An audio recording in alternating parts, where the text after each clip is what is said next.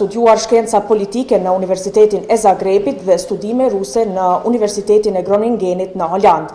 Ajo punon në Departamentin e Studimeve Evropiane në Universitetin e Amsterdamit që nga viti 1992. Ndërmjet viteve 1998 dhe 2002, ajo mori pjesë në hetimin e ngjarjeve në Srebrenic që u krye nga Instituti Holandez për dokumentacionin e luftës dhe i porositur nga qeveria holandeze. Nga viti 2000 deri në vitin 2012, ajo punoi si hulumtuese në ekipin hulumtues të leadershipit në zyrën e prokurorit në gjykatën penale ndërkombëtare për Ish-Jugosllavin, ku ishte studiuese kryesore e historisë dhe politikës në gjyqin e Sllobodan Millosheviqit. Pikërisht ky libër ofron një analizë të hollësishme të procesit gjyqësor ndaj ish-udhëheqësit serb Sllobodan Millosheviq në Tribunalin Penal Ndërkombëtar për Ish-Jugosllavin. Me vdekjen e parakoshme të Millosheviqit në mars 2006, procesi gjyqësor ndaj tij mbeti i papërfunduar. Megjithëse objektiva tradicionale të së drejtës penale, si ndëshkimi, drejtësia për viktimat dhe parandalimi nuk u arritën, arkivi rreth procesit gjyqësor ndaj Millosheviqit është një burim i rëndësishëm historik për hulumtuesit e fushave të ndryshme. Ky libër nxjerr në dritë të dhëna nga koleksioni provave shkresore dhe në proces verbale që përbëjnë dokumentacionin e procesit gjyqësor, burime që do të ishte gati e pamundur të shfrytëzoheshin pa dorën udhëzuese të një personi të brendshëm për të mundësuar lexuesve të gjurmojnë fijet e morisë së përshkrimeve historike. Vlera e kësaj metodologjie spikat veçanërisht në rastin e Millosheviqit, pasi duke qenë edhe i pandehur, edhe avokat mbrojtës i vetvetes, ai reagoi e ndërveproi pothuajse me të gjithë dëshmitarët, si dhe pati mundësinë të jepte përgjigje për provat e paraqitura kundër tij. Duke zbuluar pamje të shpejta të sjelljes së shpalosur nga Millosheviqi në gjykatë gjatë mbrojtjes së tij, bashkë me citime të provave të përzgjedhura me kujdes nga një arkiv i vëllimshëm që pak studiues e njohin, ky libër dëshmon se dokumentacioni i këtij procesi gjyqësor dhe dokumentacioni i proceseve gjyqësore në përgjithësi përbëjnë vërtet një burim historik të paçmuar. Në themel të vëllimit qëndron ideja se çdo dokument i një procesi gjyqësor të krimeve njerëzore në masë, qoftë ky proces i papërfunduar apo i përfunduar, përbën dëshmim të ngjarjeve të kaluara, jep ndihmës në interpretimet e një periudhe historike dhe ndikon në formimin e kujtesës kolektive. Tani më lejoni që të ftoj para jush për një fjalë rasti rektorin e Kolegjit AB, Bujar Demjaha.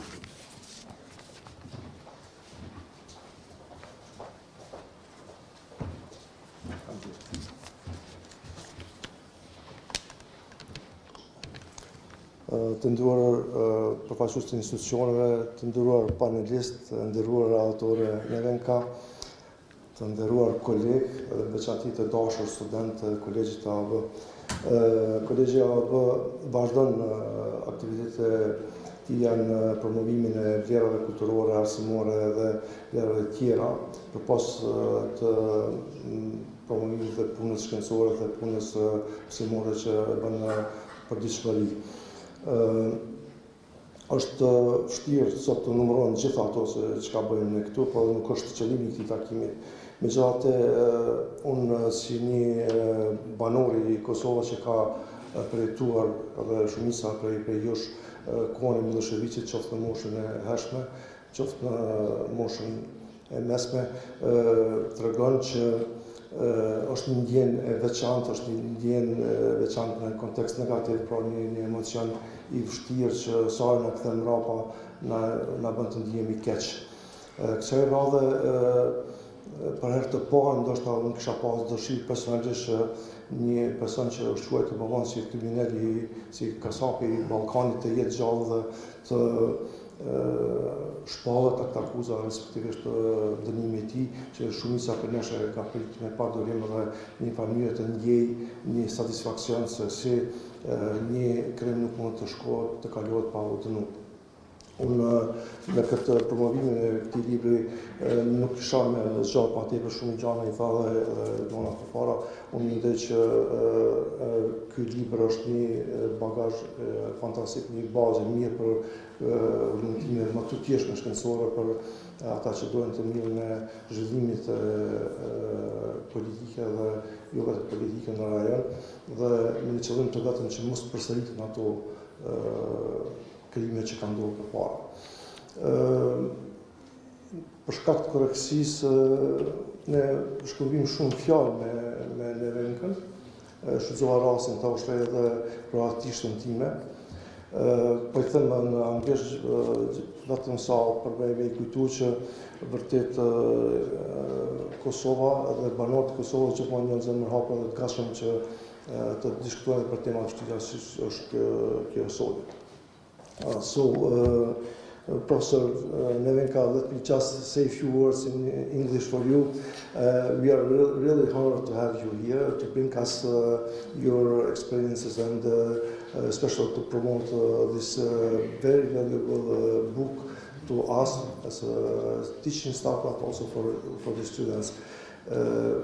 Welcome, and I wish you a successful working day. Faleminderit gjithëve.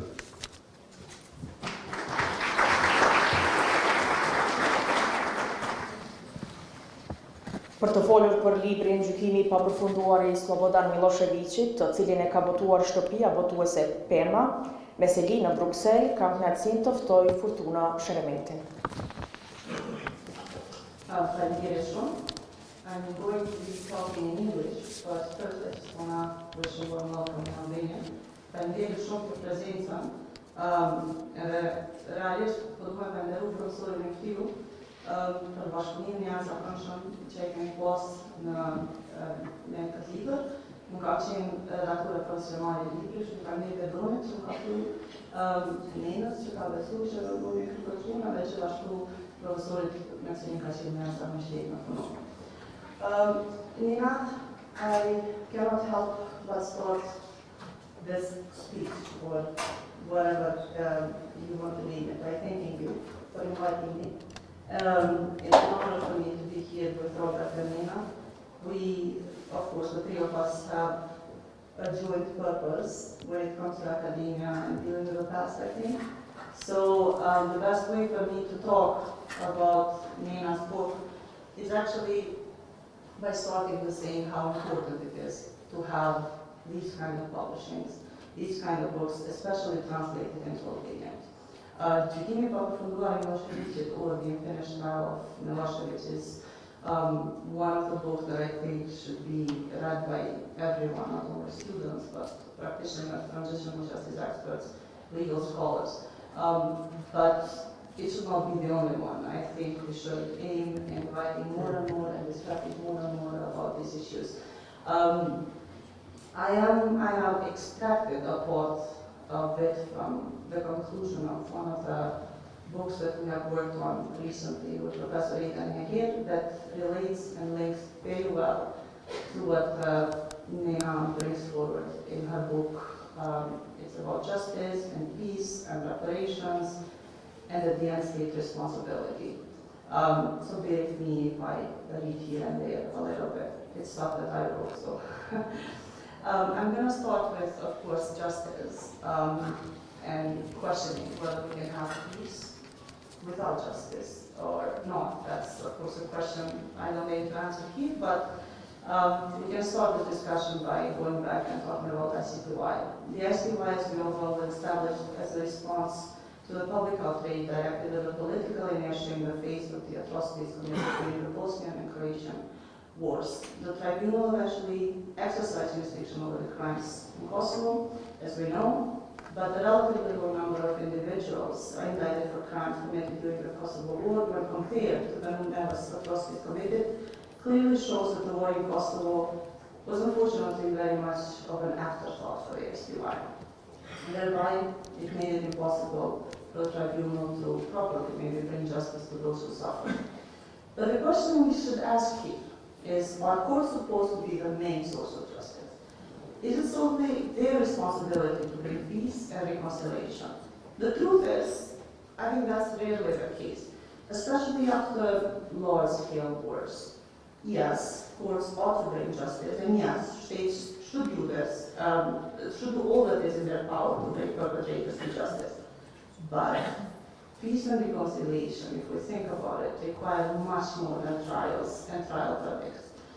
One of the transitional justice scholars, Professor Holbert, says, only the emergence of new political media and intellectual elite in both Kosovo and Serbia who can thrive in democratic, pluralist societies with free media and a robust rule of law can engender a transformation which would eventually lead to Serbs and Albanians coming to terms with the atrocities committed. Now, I myself would advance this one step further and argue that criminal justice is just one piece of a much bigger puzzle that leads to social reconciliation after wars. There are numerous transitional justice approaches, such as truth and reconciliation commissions, different forms of reparations, as we know, included but not limited to public apologies, guarantees of non-repetition, memorials, tributes to victims, etc.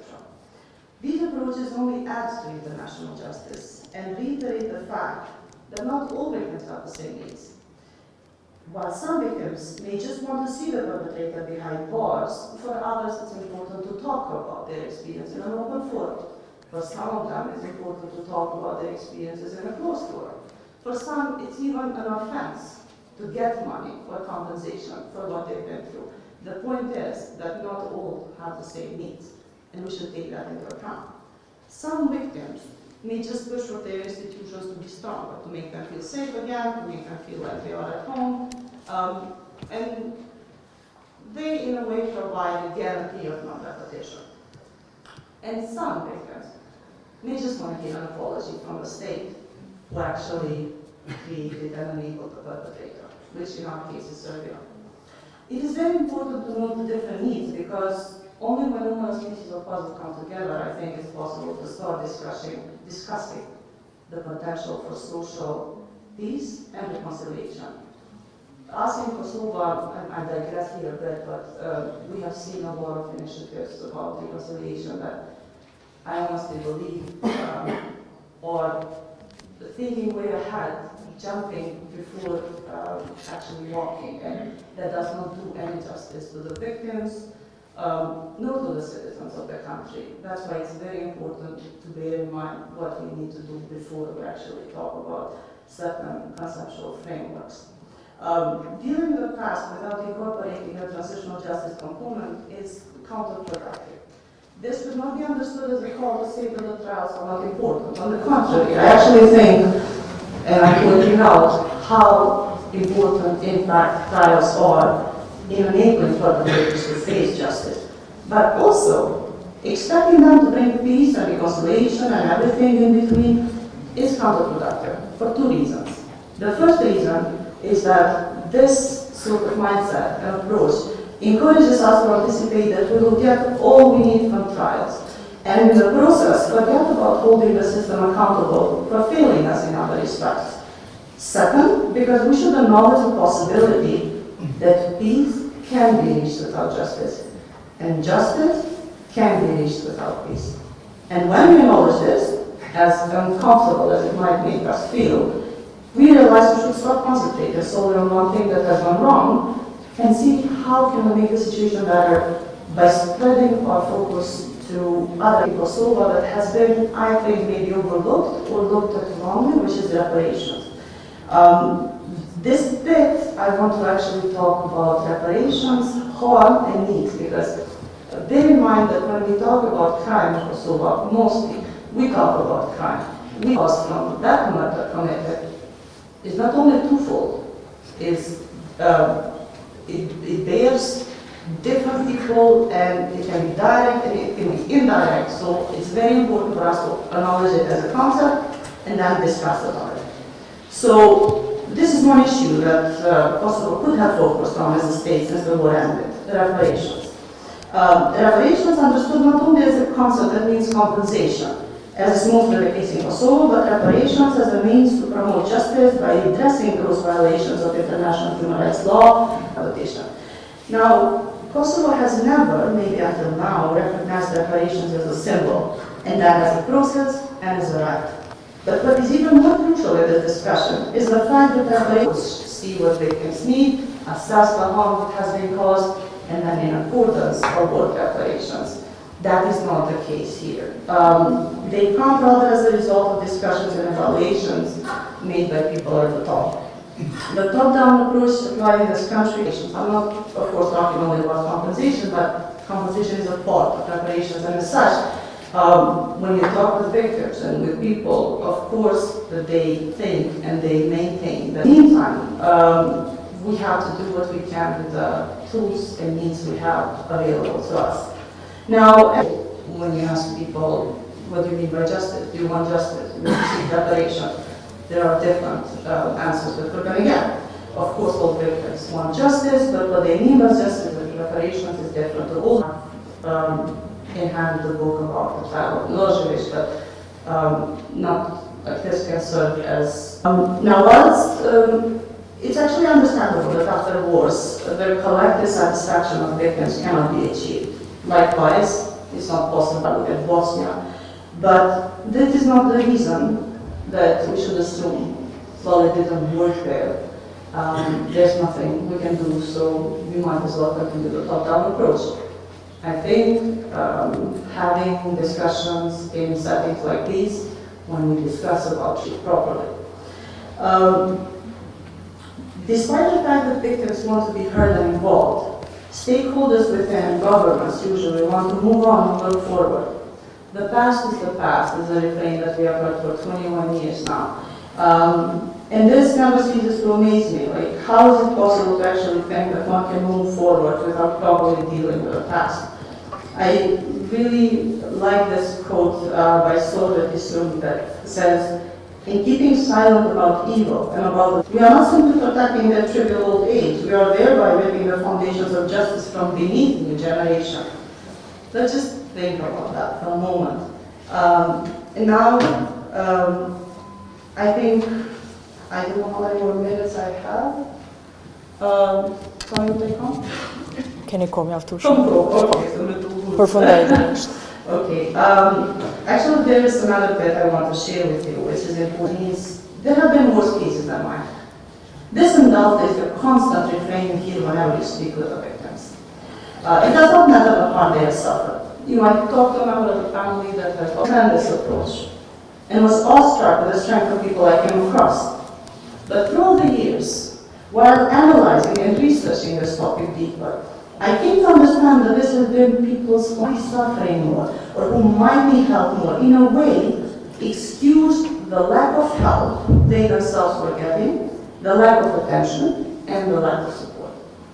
Put themselves up and be the authors of their own transitional justice, I very much doubt it. The international community for a long while now has claimed victim-centeredness on its processes. That is true. The victims have become a part of the narrative in a much more noticeable way than before. We are in theory, in legal frameworks, in regulations and such. The victim is again sidelined in the process. I have no doubt that Kosova can be taken as a good example on many issues. But dealing with the past, it is the lack of support combined with a very blurred line between what is important with dealing with the past according to victims and what is to deal with the past, while also be capable to move forward. Matters like proper documenting of state crimes. I use the term state crimes in my research, so I'm using it here as well, because I want to include war crimes, crimes against humanity and genocide.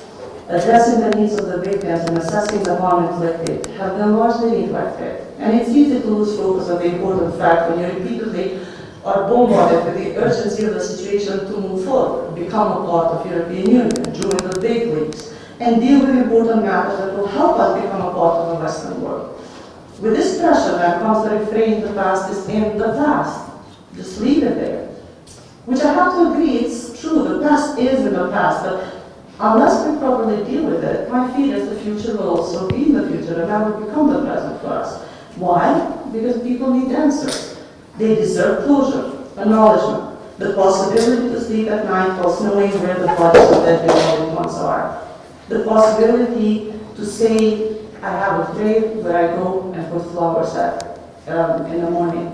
The fact that victims in Kosovo have become their own heroes and have been the authors of their own teaching does not excuse us from the responsibility to offer them everything that they deserve and have been seeking for a long time. Now, don't get me wrong, I do not live in an utopia. I do very much acknowledge the fact that it is difficult.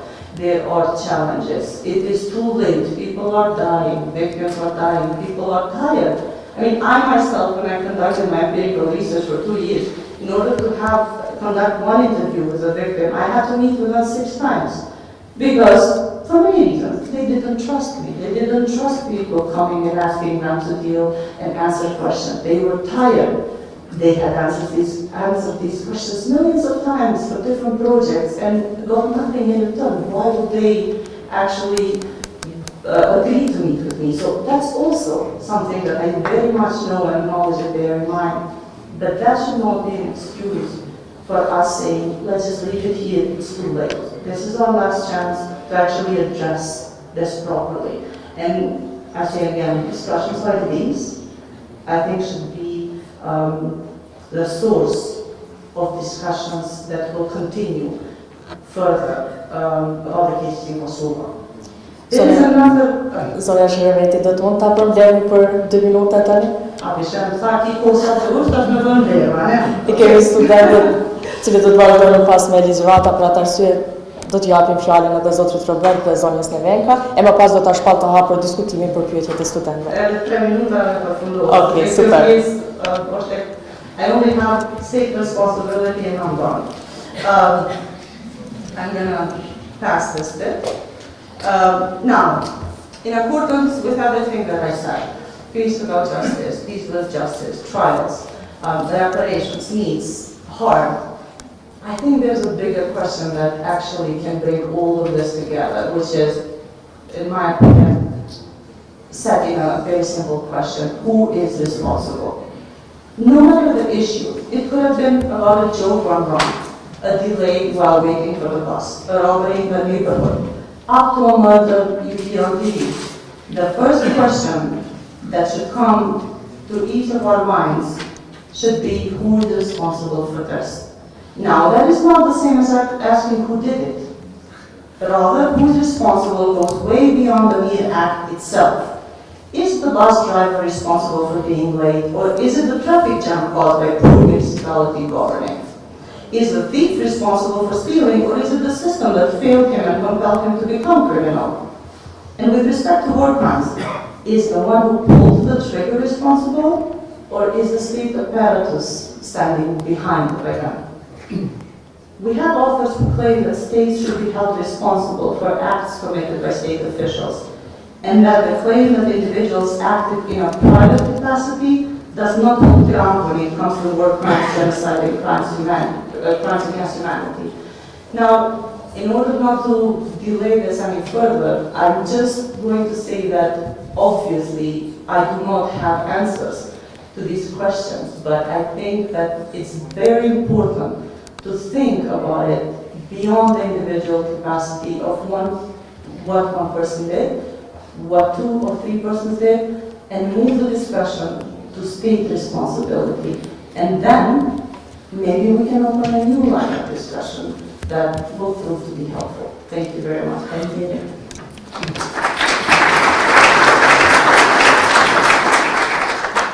Faleminderit dhe njerë zonja Shëremeti. Tani lidhur me këtë promovim, fjalën e kaloj tek zotri Robert Mohremi.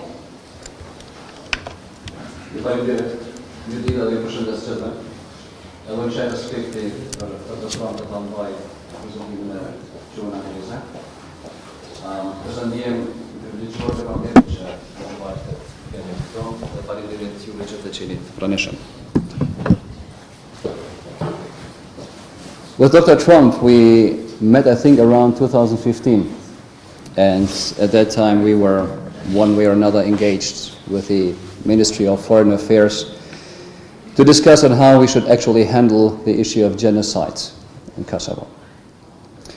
We worked then together on a couple of issues in this direction, and I also had the privilege to be invited to attend the Jeffrey Nice Foundation masterclasses in Dubrovnik. And what I would like to pinpoint with this is that Dr. Nevenka Tromp is not just an academic. She combines hands-on experience with international criminal justice because of her work with the ICTY, because of her advisory services to our governments, and excellent academic research. But I think what is most important for Dr. Tromp is that she has continuously shown dedication to support our governments, not government, governments, to address and to seek justice for the crimes which were committed in Kosovo during the war. And I think that's the most important aspect that I can emphasize at a personal basis. Her book, which is now also available in Albanian, is a great source of information and analysis of the historical, political, and legal aspects of the dissolution of Yugoslavia, of the wars and the mass atrocities which were committed in Croatia, Bosnia, and Kosovo, and the proceedings of the ICTY. I'm not focusing on the legal aspects. I mean, despite me having a legal background, I think what is more important to look is the politics of justice, or how justice can actually turn into a tool of politics. I've read the book not only out of interest in the historical and legal aspects. I actually tried to relate Dr. Tromp's analysis of the past to Kosovo's current problems and challenges. And I think that's exactly where this book is very outstanding. And I think that's exactly where this book has to be read by everyone who is politically interested, because this book has to offer so much in view of our present and our future. And I would like to emphasize 4 elements of Dr. Tromp's book, or issues that she has addressed here. And that is, first of all, the issue of the Serb state ideology, the issue of the attitude of the international community towards Kosovo and Bosnia and to international criminal justice, our quest for justice for the crimes of genocide committed in Kosovo, and of course the Kosovo Specialist Chambers. Dr. Tromp has very clearly identified in her book that the Serb state ideology for creating a greater Serbia is one of the main root causes and the main drivers of the mass atrocities in Croatia, Bosnia, and Kosovo, and the main reason for the Serb attempts for territorial expansion. This state ideology for a greater Serbia, this state plan, is either the idea of having all the southern Slavs, perhaps with the exception of the Bulgarians, in one state, or to have all the Serbs in one state. This ideology is still alive, and that's a problem. The arrangements in Bosnia, and especially the independence of Kosovo, have temporarily put a break to these efforts. But I would like to quote one passage from Dr. Tromp's book. She writes, "But the train," meaning this effort to create this state plan of Serbia, "has not derailed. Train driver Milosevic was pushed off the footplate as the train slowed down. The train did not stop. It has not stopped. It is rolling still. The Serb state project is not dead and might never die. It assumes ever new forms, reduced or enlarged, depending on internal and external political circumstances." I'm afraid that we forget in what context international justice is played out. I'm afraid that we forget what the real game is, and that we have in front of us a plan that wanted to change the ethnic composition of our country and to put Croatia and Bosnia into ethnic separation. And this plan is still alive, and I think we have to see international justice exactly in this context. What is also important is Dr. Tromp's analysis of the international community's attitudes towards not only international justice, but also towards our country and perhaps Bosnia. Dr. Tromp's come to the conclusion that the international community showed some sympathy actually for the Serb state project. And it showed that sympathy out of fear of the creation of a so-called Muslim belt of states associated with Turkey, from Bosnia through Kosovo, Albania to Macedonia. And there was apparently international sympathy for ethnic separation in Bosnia. The international community apparently supported the 1991 Karađorđevo meeting between Tudjman and Milosevic, who agreed to split up Bosnia between Croatia and Serbia. And all the plans which were submitted by the international community, and Dr. Tromp's analysis is very clear at this point, were based on ethnic separation, but it was the Kutiera plan, the Vance-Owen plan, the Owen-Stoltenberg plan, and the Contact Group Peace Plan. I would like to quote Dr. Tromp. She writes, "The conclusion that the international community was resistant to the creation of a Muslim state in the heart of Europe can find support in the internal territorial divisions of post-war Bosnia and Kosovo that make them weak and not fully functional as states. Well, it seems that our functional weakness as a state is not by accident, it seems it's by design. This should make us think about some of the current problems and developments that we are facing. The ideas of territorial partition of Kosovo, and perhaps even the idea of creating an association of Kosovo Serb municipalities in Kosovo. Dr. Tromp has outlined in her book in a very obvious way that the ideas for partitioning Kosovo and the cantonization of Kosovo have their origins in Serbia, such as the Dobrica-Ćosić Plan of 1968, the ideas of Aleksandar Despić presented to the Serb Academy of Arts and Sciences in 1997, the ideas of Dusan Bataković about the cantonization of Kosovo, which would keep a facade of a multi-ethnic Kosovo, but in the end establish different rights for cantons within a Serb majority. So when we talk about possible solutions to the Kosovo question, we talk about the partitioning of Kosovo, when we talk about the association, we have to bear in mind where these ideas come from and whose interest they may actually serve. The next point which was striking when I read the book is the issue of genocides, because we met when we talked about how we should approach genocide in Kosovo. And I would like to start this passage with a quote from Dr. Tromp's book. She writes, "Jeffrey Nice was concerned that if genocide charges were pressed without sufficient evidence, and Milosevic was acquitted of the charge, it would also have consequences on the legal and historical appraisal of the role that Serbia might have played in what had happened in Srebrenica and other places where genocide may have been committed." The point is, as much as we want to press charges for genocide against Serbia, if we lose the case because we do not have sufficient evidence, it is more than losing just a legal battle. It is actually giving Serbia a clean slate for a historical reappraisal of what it did in Kosovo.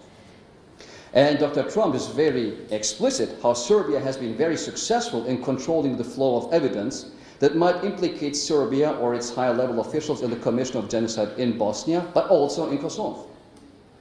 Dr. Tromp is very accurate when she describes how Serbia has withheld documents and access to archives that could shed light on the responsibilities of the Supreme Defense Council and the Joint Command for Kosovo. Serbia never actually gave an explanation as to which political body had supreme command during the war in Kosovo. Serbia deliberately confused and will continue to confuse about who is responsible for what has happened in Kosovo, and it's difficult to prove that. It's also difficult to establish the intent to commit genocide. Dr. Tromp analyzes the role of the memorandum of the Serb Academy of Arts and Sciences of 1986, the so-called SANU memorandum, which advocated for Serbs to aggressively pursue their interests in Yugoslavia, to abolish the autonomy of Kosovo and Vojvodina, and to bring the Serbs of Croatia and Bosnia into Serbia. The problem with this memorandum is that it has completely different interpretation as to its purpose, meaning, content, implications, and it's very difficult to prove that this memorandum actually served as a basis to establish the so-called intent to commit genocide. So, we have a 50-50 chance if we sue Serbia for genocide. But if we actually do not provide sufficient evidence, Serbia might be acquitted. And now Dr. Tromp is very accurate when she writes, acquitting a state from charges of genocide becomes a permanent historical record. And the state will try everything, and Serbia will try everything to defeat the genocide allegation, and it will try to contribute to the equalization of the criminal and historical responsibility, and even cast the victims as the principal villains. And that actually brings me to the Kosovo Specialist Chambers. The Kosovo Specialist Chambers is interestingly very similar to the ICTY in terms of problems. Dr. Tromp explains how the ICTY suffered from manifold problems, the disconnection between the court and the public. The trials were held abroad, the lack of legitimacy of the ICTY. It was somehow important to protect the ICTY from the public who actually was in need of justice. Well, the same issues we have with the Kosovo Specialist Chambers. The idea of equivalence of guilt, that in this war everyone was guilty and everyone was victim, applies also to the Kosovo Specialist Chambers. Dr. Tromp was also very elegant in explaining the difference between the political trial, a show trial, and a transformative trial. And she comes to the conclusion that the ICTY trials, as the trials before the Kosovo Specialist Chambers, are actually political trials, which means they have a political impact, but at least you try to give a fair and due process, as opposed to a show trial where you know where the result is.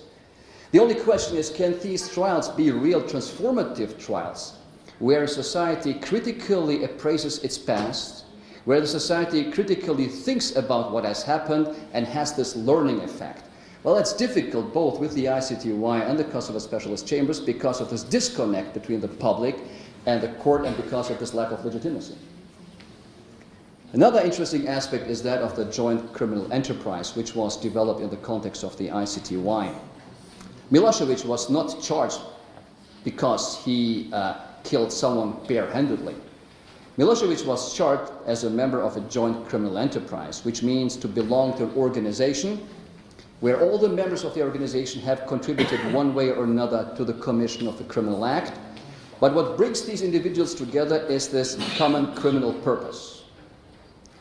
Now, when you look at the charges which were pressed against Hashim Thaçi, Kadri Veseli, Recep Selimi, Jakub Krstić, and the others, it's also that it's not that they killed someone personally, it's that they are members of a joint criminal enterprise. And this joint criminal enterprise is the Kosovo Liberation Army and the Provisional Government of Kosovo. So when you look at it, these trials are not only about the individual criminal responsibility. These trials are also about joint criminal enterprises, which actually make former political organizations criminal organizations. And because you're part of them, you have individual criminal responsibility. The last, and perhaps the most important aspect, which I would like to emphasize, is the analysis of Dr. Tromp about the historical truth, which is part of the trial. The trial is not only about individuals and their criminal responsibility. The trial is also about establishing the historical truth, what has really happened. And we have a battle of narratives before the court, which means Serbia has been successful in defeating itself charges against genocide before the ICTY and the ICJ. But Serbia is doing more. And I would like to quote Dr. Tromp. Serbia has been engaged in a process of recasting the histories of Bosnia and Kosovo. And now comes a very harsh but accurate verdict. Smaller states lacking awareness of the need to be in control of writing their own histories. And yes, it's true. We lack the awareness of being in control of writing our own histories. And what is happening before the Kosovo Specialist Chambers is rewriting our histories in a courtroom. Dr. Tromp continues, if not challenged by alternative views, Serbia's control of post-conflict narrative might leave Serbia with a cleaner history that it deserves, allowing post-conflict elites in Serbia to pursue the ideology of unification of all Serbs, however named. So what is on trial before the Kosovo Specialist Chambers in The Hague is not just Hashim Thaçi, Kadri Veseli, Recep Selimi, Jakub Krstić, and all the others. It's a trial about our history and our narratives. It's about legitimacy. It's about the perceptions of others that they will have about us, as these perceptions will shape their attitudes and their actions towards us. In fact, the trial in The Hague is part of an unfinished geopolitical effort to pursue the Serb state plan under the banner of justice. And it is Dr. Tromp's achievement to expose the political dimensions of international criminal justice as they are reflected in Croatia, Bosnia, and Kosovo. I would like to end with Dr. Tromp's own words. The train has not stopped, it is still rolling. Thank you for this marvelous book.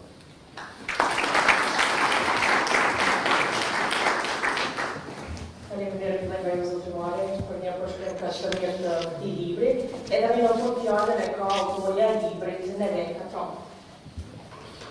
Thank you very much. Hvala lijepo, pošto ja imam jako kompetitivnu narav, znači takmičarski duh, kad su Fortuna i Robert odlučili da vas pozdrave na albanskom jeziku, ja sam odlučila da sve vas koje ja pretpostavljam ne govorite engleski jezik pozdravim na hrvatskom jeziku, pošto vidim da je ovaj generacijski jaz prisutan i da vam zahvalim što ste došli I nadam se da ovaj dio razgovora na engleskom koji su Fortuna i Robert sad izložili, da će na neki način ćemo moći to isto prevesti na albanski, pošto sam ja sad čula isto neke stvari koje čujem po prvi put i koje su za mene jako važne, jer to što sam pozvala Fortunu i Roberta da budu suborci u ovom predstavljanju knjige nije slučajno. Ja njih poznajem relativno kratko, ali iz prvih razgovora s njima bila sam oduševljena da na Kosovu postoji jedna tako mlada generacija naučnika koji su na svjetskom nivou, koji govore jezike i koji su upravo ta poveznica Kosova onako kako je bila prije rata. Kosova za vrijeme rata koje je izrodilo jednu drugu vrstu junaka koji su se oružjem morali boriti za nezavisnost i sad vidimo Fortunu i Roberta koji u stvari na neki način sinteziraju i te generacijske jazove i postaju poveznica sa svijetom. I mislim da vam je jasno zašto sam pozvala upravo ove divnih mladih ljudi. I sad ću se prebaciti na engleski, ali mislim da ću na kraju se isto vratiti na hrvatski, da na neki način napravim sažetak ovog svega što smo razgovarali, da bi u ovoj sali svima bilo jasno. Hvala najljepša. Ladies and gentlemen, this was my competitive nature that I had to compete with Fortuna and Robert because they addressed you in Albanian. And I thought, well, I don't speak Albanian. If I address you in Dutch, I don't think I will be a winner. So I decided to address the audience in Croatian, taking a calculated risk that many of you might take it adversely against me, because for you, Croatian and Serbian are language of the other side. But if you are not bold, and if you don't have a courage in life and you don't take risks, you will not achieve anything. So here I am, an open target for you, because of this risk I have taken. Second thing that I told my esteemed friends in Croatian language before you is that my choice for inviting Fortuna and Robert to be here with me in this quite important moment for me is that we don't know each other for a very long time, but from the time we met and discussed the issues of importance for Kosovo and region, it was very clear for me, and it was extremely encouraging, that I'm dealing with a young generation of Kosovars that are already integrated fully in academic and professional community at the global world level, because we are talking about experts that can do research and work at any university in the world as far as I can judge from my perspective. Third thing, which I would like to address you without really wanting to ingratiate myself, but if you will allow me, I will tell you this true feeling that I have now here being in front of you. This book is a product of a very hard labor of 6 years working on Milošević case, very often without knowing difference between days in a week. I would get up on Saturday and Sunday, getting dressed, going to the office, and I started working in May 2000, and Milošević died in March 2006. My whole life at that point was in the function to try to make difference. Why? Working on trials, criminal trials, is one-time chance. You do not have opportunity for a reset. You make mistake and you are done. The other side takes it and moves on based on your mistake and scores the goals in the courtroom in front of the judges. The responsibility was enormous. Very often, I did not do why I was doing it. The day deadlines will take you to another day. But now, when it all finished and when I decided to write a book, and I see all of you here, this is this feeling of a true humility that I can tell you, the people who cared and should care much more about N. Milosevic political legacy and his trial than I as professional ever should do. It is your history. And I think what I liked very much about listening and to Fortuna and to Robert is sort of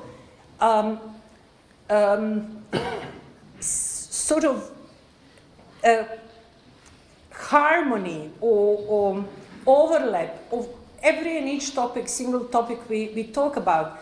Fortuna was saying, is past past? But in the same time she said, how could you ever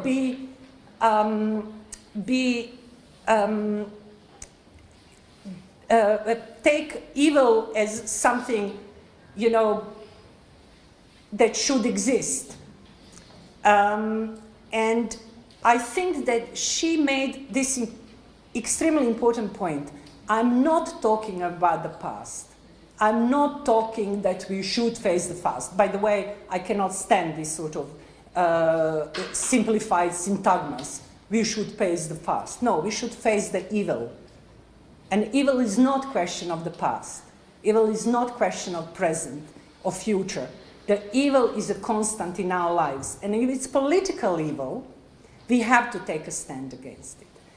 And once I was doing a talk in Mostar, in Bosnia and Herzegovina, and it was on the Muslim side of Mostar, and none of the Croats came to listen to my book launch. The room was full of Bosniaks from Mostar. And an imam stood up and asked me, Madame Tromp, I understand all of us here coming to listen to you and to learn something about history from you because of your position.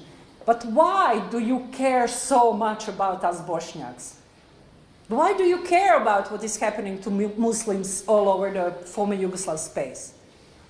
And I never actually thought about it. And you know what my answer like a shot was? I wanted and I decided to be on the right side of the history. So easy is this to make this value judgment of what evil is. I'm not siding with Muslims. I don't care so much about faith of the Kosovo. It's not me to vote for faith of Kosovo. It's your responsibility. Whatever you choose, I will support you. But I do care about the evil. And if you have a chance and do not stand up against evil, then your passivity is also choosing the wrong side of history. I had a chance, one chance in my life so far, to work in this case to make difference. I could just earn my UN salary, go home, but I chose to speak up. For those who couldn't know this, what I got to know, just because of position I had, and to share with you and make it yours. Once this book has written, it's not mine anymore. I moved on. But it should be something important for you. So this is about this. So next topic is, you know, when you are a writer and you write for abstract audience, you very often never meet your audience. Your book has its own life, and it's a huge dissociation between me and this artifact in front of you. It's not me anymore. I'm a different person than the person who wrote this. But why would you come and listen to me to tell you what happened to you during the war? Many of you would say, I know everything. I fought for Kosovo. I was there. She wasn't there. So before I actually offer you ever to read this book, I should explain to you, how do I know what I know? This should be such an important issue for you in order to trust me. Because why should you trust me? Why should you, based on our talks here, go and buy a book and read it? So Fortuna, Robert, and I represent very specific kind of professionals. Because, you know, field of transitional justice is a very strange field. It can mean everything and it can mean nothing. If you go to school as a student and learn what is transitional justice, you learn all these beautiful terms and mechanisms that maybe worked for 3 months somewhere in South Africa, but hey, the world moved on, so what was good 3 months 10 years ago is not good anymore. So what is interesting for all three of us, because our right to speak and our right to express what we know is a combination of practical field experience working for one of these mechanisms, and we had this privilege in society to work at the university and publish it as academic works. My position in taking this position with a huge humility talking to you about this is enormous privilege that I got this UN job at this certain period of time. I got a chair and an office in the office of prosecutor in a team called Leadership Research Team.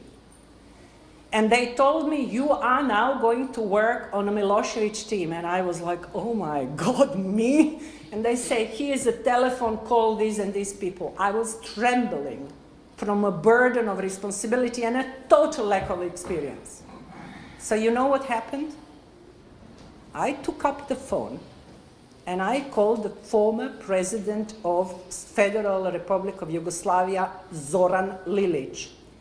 I was shivering. I was nervous, and I hoped none of my colleagues would ever hear my voice. So I said, here is Nevenka Tromp. And he said, yes, Zoran Lilic. And then I said, I'm calling on behalf of Yugoslavia Tribunal. And then there was a silence. He got nervous. He got as nervous or even more nervous than me. And you know, it empowered me. I thought, it's not Nevenka Tromp calling all these important people. It's ICTY calling them. And they are afraid of me. They are afraid of me. And this actually opened the path to this enormous quest to get the documents, access to witnesses in Belgrade, in Serbia. I was not there as a person. I was there as an institution. And these institutions opened all the doors because tribunal was created. It's a child of Chapter 7 of UN Charter. It's a chapter on peace and security that compels every UN member state to cooperate. Well, on the paper, all the requests for assistance we ever had sent to Moscow, they never even bothered to reply.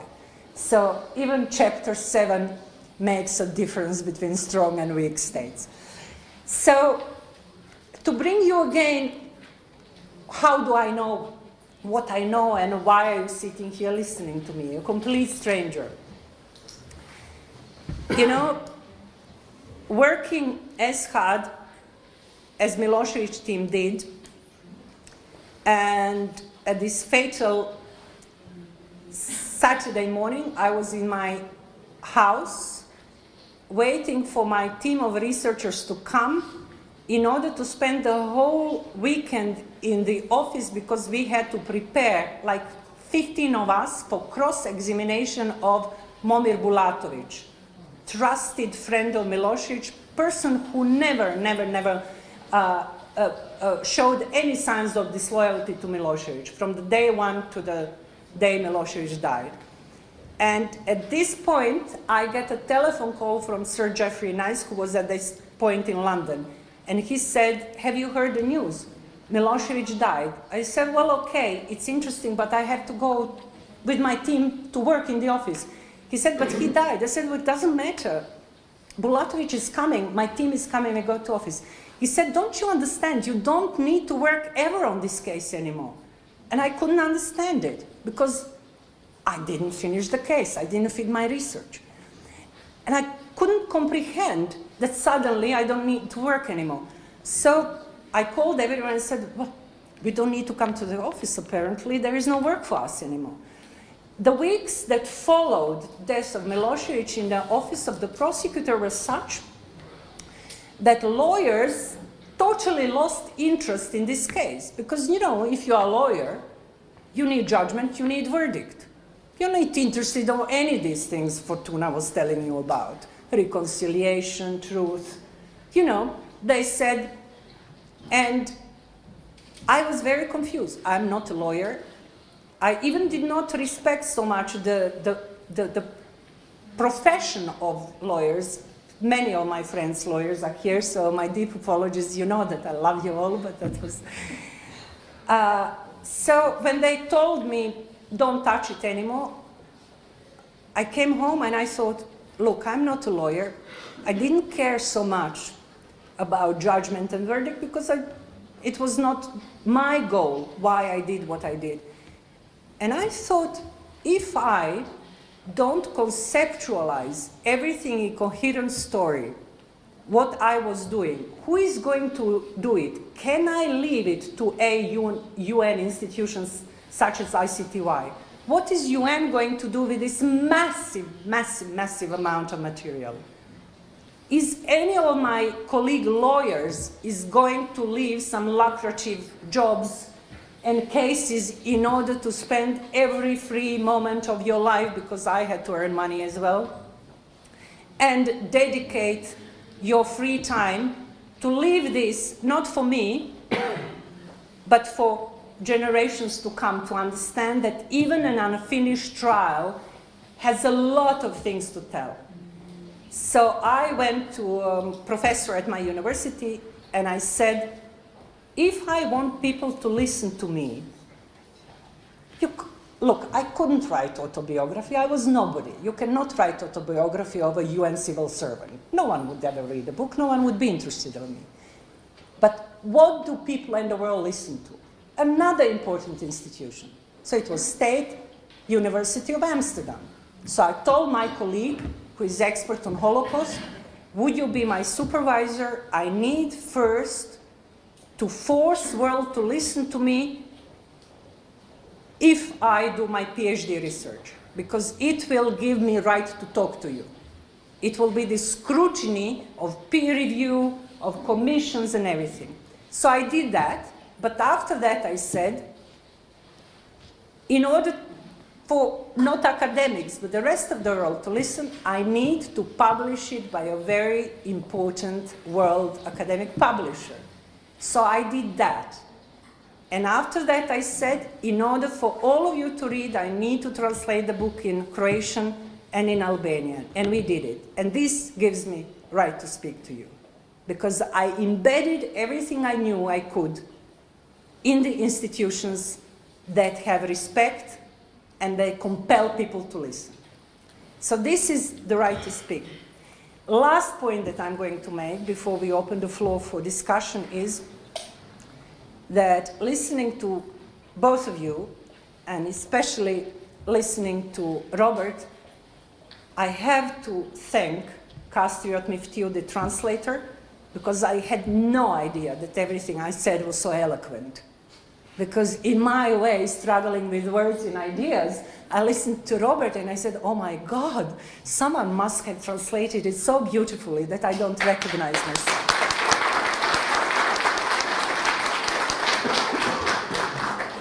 So, Kastriot, thank you so much for that. And lastly, my PhD supervisor was essential for the structure of the book.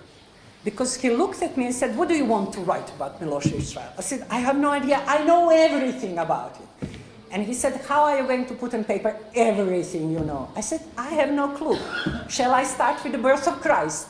Because, you know, all these problems start with, you know, birth of Christ and then Muhammad. And he said, no, I don't think it's a good idea. I mean, after page 500, maybe we will reach 19th century. He said, why don't we start with the 90s? I said, good. But how? So he said, you know what? I'm studying Holocaust and Nazi crimes. And the things that are still relevant for academic research are three. Holy Trinity. You know, there is always the three something. First is ideology. Second is leader. And thirdly is plan. So he gave me a cue. And the reason why I could use everything I knew, I had to hang it on these three pillars. And these three pillars are very interactive. You cannot understand one without understanding other. So ideology is not nationalist ideology. It's not ethno-nationalist ideology I was dealing with. It was Serb state ideology. Can you imagine that Serbs are not interested in whether they're within communism? They don't care if they need to realize they are Serb state project within nationalist ideology. They don't care if it's now some sort of globalization ideology. What they need is ever expansion to their state borders. And it doesn't matter how it's called. Leadership is fascinatingly important. International criminal trials, war crime trials, have two extremely dangerous pitfalls when they try political leaders of a statute as Milosevic was.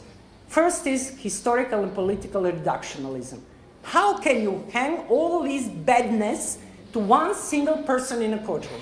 Milosevic himself in opening speech says, read this pre-trial briefing indictments and this other side's prosecution depicts me as some sort of Superman. Yes, Milosevic is Superman. He wasn't Superman. So how could I demonize Milosevic at cost of a state project that continued after his death? So I had to find. Another pitfall is over-prosecution. Is it a fair trial if you single out one leader of the state and charge him even with a charge of genocide without connecting him in one trial, not in, ICTY and this court in Kosovo Specialist Chambers, you know how they define joint criminal enterprise? All known and unknown members. So my grandmother could have been a unnamed member, how do I know? So Milosevic with known and unknown members. So over-prosecution is a very, very serious attack on notional fairness of the trial. So what I did not demonize Milosevic because I included ideology first, put him as one of the main actors only for 10 years in a project that lasts 150 years and counting. And in order not to demonize him, I tried to understand his personality. Because for all of you who study literature, and in law is exactly the same, when you go to follow state of mind of people, people are not born with criminal state of mind. It develops. And you can be developing criminal state of mind at a certain point and then change into not criminal state of mind, especially when you're a politician pressed in a very difficult political and military situation. So I followed him. I followed his metamorphosis from communist apparatchik to a populist leader who suddenly loved attention he got from Kosovo Serbs. He found himself in a narcissistic way there, to a war criminal up to 95, and then in 95 he becomes peacemaker. And you would think if he had any sense, he would stop there and keep shaking hands with American presidents. But from 95 he goes to self-destruction in Kosovo. So you ask yourself, what sort of personality structure he was having that he was almost heading to his own self-destruction? And when I found the answer? In his cross-examination of several witnesses and in his behavior in the prison. So you see, this man must be a sociopath. I'm not a psychologist, so I didn't go to any psychological labeling because in political sciences it's the worst thing you can do. If you're political sciences, stick to political sciences. Don't go and flirt with psychology because you will totally lose the authority of your research as well. So what he did in two examples, which I described in the book, William Walker comes as a witness for prosecution. And William Walker testifies about the first visit to Račak massacre immediately after massacre found place. And Milosevic and William Walker were in correspondence because William Walker was at the time Kosovo Verification Commission head, and had business dealings with Milosevic almost on a daily basis through emissaries or directly. And Walker says, you know, and I wrote you a letter. Milosevic said, I never got your letter. Walker said, well, I sent you a letter. It was addressed to you. I know who gave it to you, so whatever you say, be my guest, but I gave you a letter. So we knew, oh, he's Milosevic. If the reality doesn't fit his worldview, he will deny it. It never happened. And if he denies, it's a reality. You can say whatever you want, it's there. So we go further, and Milosevic said, this Račak massacre, it never happened. They were all KLA soldiers, and you dig them from the galley, put them in the mosque, and you change their clothes into civilian clothes. So imagine, 40 plus people and you are changing their clothes, and you have to find the right size as well. Like all these KLA soldiers were having a bag, you know, for gym clothes or whatever they were going after fighting in the woods, probably to some gym halls. And we were showing in photographs, he was showing photographs to Walker, and shows a photograph of a dead person or a corpse full of blood. He shows it to Walker and said, where do you see blood here? And we all looked at each other, and Walker said, here, but I have no comment. So we all understood that something must be wrong in Milosevic's head. This guy was, the photographs red from blood. And he said, where do you see blood here? The same was with his cross-examination of General Wesley Clark about Srebrenica. He started to testify in his own trial against himself. So whoever says that Milosevic was very gifted lawyer, this person is not saying it based on facts, but some wishful thinking. So in case of other witnesses as well, like Ante Marković, the last prime minister of Yugoslavia, Ante Marković said, we had a last meeting in December, this and this date, and then I went to Zagreb because I was afraid of my life. Milosevic comes with the agenda and said, look, this is my agenda of the day, your name is not there. And Marković says, what do I care whether you put my name or not? I was in your office. You know, so this was Milosevic that we thought something is wrong with him.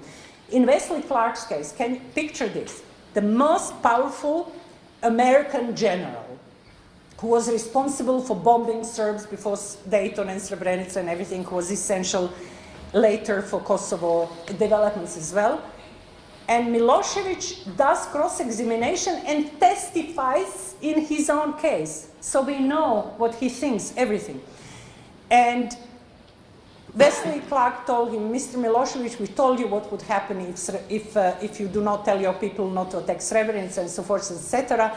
And you know what he says in a courtroom to General Wesley Clark? He said, by the way, I know General Mladic personally very well. He's a very honorable man. He would never do anything like this. This what happened in Srebrenica were done by mercenaries, full stop. Two lawyers would tell you it's a suicide. If these are the mercenaries, you ask witnesses, you present documents, you totally reverse the case. But come on, how could you reverse the evidence about Srebrenica? He should have never done it. But you understand that something must be wrong, that he is doing this against himself. And then, in the prison, the McFadden, the head of the detention unit, says several interesting things. That Milosevic is extremely amicable, which most of the people internationally say that he was very charming in personal contacts, and that everyone respected him, all nationalities, prisoners, and McFadden respected him. He liked to read political thrillers, smoke his cigars, which was forbidden, drink his whiskey, it was forbidden. He was of bad health. He had problems with hyperventilation. And then, telephone rings. His wife is on the telephone. And he changes to little boy.